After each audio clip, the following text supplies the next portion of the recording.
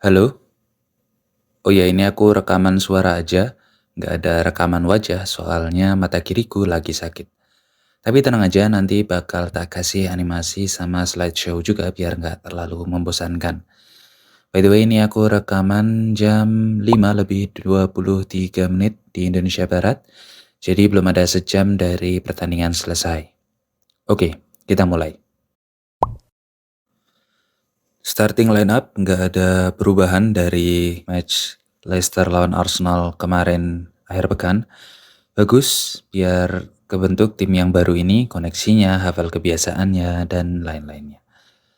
Terus informasi Gabriel Jesus udah latihan pakai bola, jadi tinggal masalah waktu aja dia balik merumput. Dan menurutku sih akhir pekan ini bakal main tapi dari bangku cadangan, mungkin 10-15 menit terakhir. Babak pertama terus terang membosankan, entah karena aku emang ngantuk kecapean atau emang mainnya ngantukin. Menurutku sih dua-duanya. Klasik Arsenal kalau lawan tim bertahan ya muter-muter doang, bahkan sampai sebelum terjadi gol itu. Seperti biasa kita cukup beruntung beberapa kali salah passing di area yang berbahaya gak bisa dimanfaatin sama Everton. Ngomong-ngomong ini Everton yang beda banget dari yang kemarin main 25 hari yang lalu di Goodison Park. Ini Everton yang biasanya aku tahu sih. Benar-benar mainnya di belakang, cuman bertahan dan pressingnya nanggung. Sampai akhirnya menit ke-40 Zinchenko kasih terobosan yang kencang, akurat, dan ada Saka pemosisiannya tepat banget.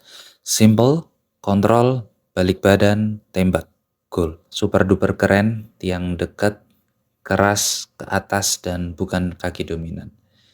Gol kedua menit ke-45 plus 1. Pemain Everton dah pada nggak fokus karena dikira ada pelanggaran ke Martin Odegaard. Padahal dari wasit tetap play on. Bahkan kamera yang ditayangin di TV juga udah nyorot ke angka tambahan waktu. Kamera aja ketipu. Dan akhirnya Saka rebut bola dari Idrissa Gueye. Martinelli di depannya, gak di depannya ding, di sampingnya, shot, masuk. Tapi habis itu sempat dicek VAR dan akhirnya tetap dikasih gol. Nah, tentang gol ini, bahkan kalau nggak dikasih pun aku masih paham. Soalnya emang tipis banget dan tergantung narik garisnya itu dari sisi mananya bola. Dari belakang, dari tengah, atau dari depan. Soalnya posisi bola itu udah ngelewatin pemain terakhir Everton. Jadi ngukur garis offside-nya itu ya dari bola. Cuma yang aku sayangin adalah insiden ini tuh serupa tapi tak sama dengan yang kemarin menimpa Arsenal waktu lawan Brentford. Tapi sekarang itu menimpa ke Everton, yaitu masalah garis offside. Sekarang garis offside-nya sih udah digambar, tapi nggak dikasih lihat ke layar itu offside atau enggak. Entah garis merah sama birunya saking dekatnya sampai dempetan sampai nggak kelihatan atau emang garis merahnya nggak digambar itu nggak tahu, nggak kelihatan jelas. Pokoknya nggak ada keterangan di layar kalau kesimpulannya itu onside atau offside. Tahu-tahu dikasih lihat gol diberikan aja gitu.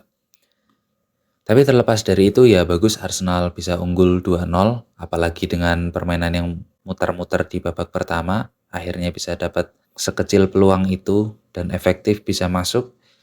Dan harusnya sih di babak kedua bisa nambah lagi, selama nggak bikin banyak kesalahan.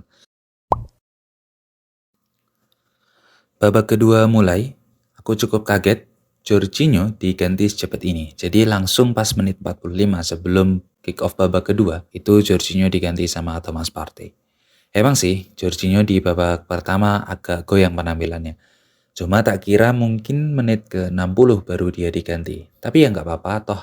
Ternyata berbuah manis, soalnya dampaknya instan.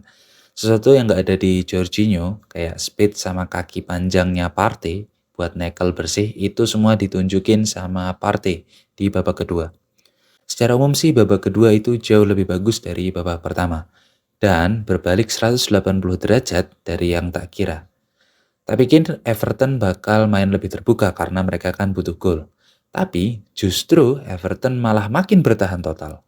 Kesannya malah mereka kayak ogah main bola gitu. Arsenal kendali penuh sampai dapat gol ketiga dari Odegaard. Itu crossingnya dari Trossard itu bagus banget. Odegaard tinggal pilih arahin bolanya mau kemana dan masuk.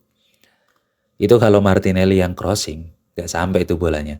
Dia berkali-kali crossing kayak gitu dari babak pertama, awal babak kedua, di posisi yang sama kayak Trossard.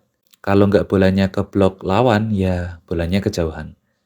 Habis itu 3-0, Stadion Emirates itu benar-benar buat latihan Arsenal. Nketiah sama Vieira dimasukin sih biar terbiasa sama perannya mereka berdua. Dan ngomong-ngomong, dua orang ini masuk itu ngerusak ritme menurutku. Aduh, ya udahlah. Terus gol keempat datang. Itu semua pemain Everton malah jalan sehat. Mungkin mau incar door prize atau gimana nggak ngerti juga. Enggak, itu menurutku saking frustrasinya aja sih. Udah ketinggalan 3 gol bahkan 4 gol. Di benak pemain mungkin kayak gini. Mau gimana kita dapet gol kalau kita cuma mainnya nunggu. Mungkin. Terus akhirnya Smith Rowe sama Tierney dimasukin setelah gol keempat buat Saka dan Zinchenko. Nah ini makin kayak buat latihan lagi. Tierney disuruh main di posisinya Zinchenko yang mana di tengah. Tierney bener-bener kelihatan gak nyaman banget di posisi itu. Ya ini bukti sekali lagi kalau Tierney ya emang wingback klasik, tipenya yang maju mundur aja. Wong dia crossing aja sering gak sampai tadi, dan dari dulu juga sih. Atau kalau nggak ya ke blok. Apalagi suruh main jadi gelendang, ya sudahlah. Sementara Smith Rowe masih belum main kayak biasanya. Ya wajar sih, baru sembuh dari cedera plus lama nggak main dia. Ya beberapa kali ada salah passing, tapi seenggaknya dibandingin Nketiah, Vieira, apalagi Tierney, dia masih lebih mending lah, ada kontribusinya. Nketiah di samping assist ke Martinelli di gol keempat, ada satu peluang besar, 1 lawan 1 sama Pickford. Tembaknya ke dadanya Pickford. Terus Vieira, gawang kosong, shotnya ke tribun AA, atau AB, atau AC, nggak tau lah. Ya, lagi-lagi ini bukti kalau emang kedalaman skuad Arsenal itu emang masih perlu banget ditambal sulam. Poin plus dari pertandingan ini, yang pertama itu satu yang bagus di babak pertama, itu tuker-tukerannya Martinelli sama Trossard. Tengah kanan. Ya sebenarnya ini dari lawan Leicester kemarin udah dipraktekin, tapi di babak pertama ini lebih kelihatan. Dan di awal-awal babak kedua. Yang kedua, Partey yang masuk itu langsung kasih dampak instan. Dan kita masih punya Jorginho juga. Jadi di posisi gelandang bertahan ada 2 orang yang siap main dan semakin meyakinkan bisa solid sampai akhir musim. Siapapun yang main, masing-masing Partey dan Jorginho punya nilai plusnya sendiri-sendiri. Yang ketiga, dengan tadi unggul besar sejak menit ke-70-an, kesempatan buat ngasih pemain yang jarang main tuh ada.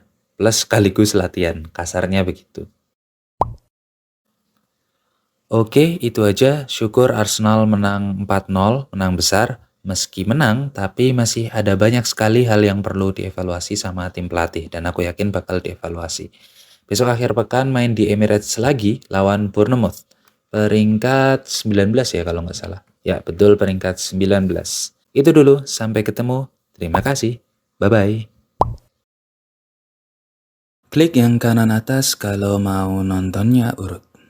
Klik yang kanan bawah kalau mau ganti genre.